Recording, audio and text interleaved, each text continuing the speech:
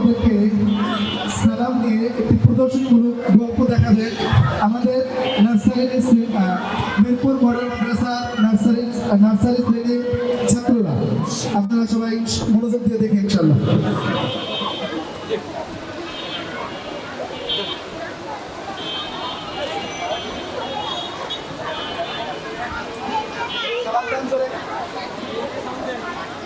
Sound বেশি দেন, sound বাড়াই দেন, জোরে সালাম দেন, আপনি সালাম দেন।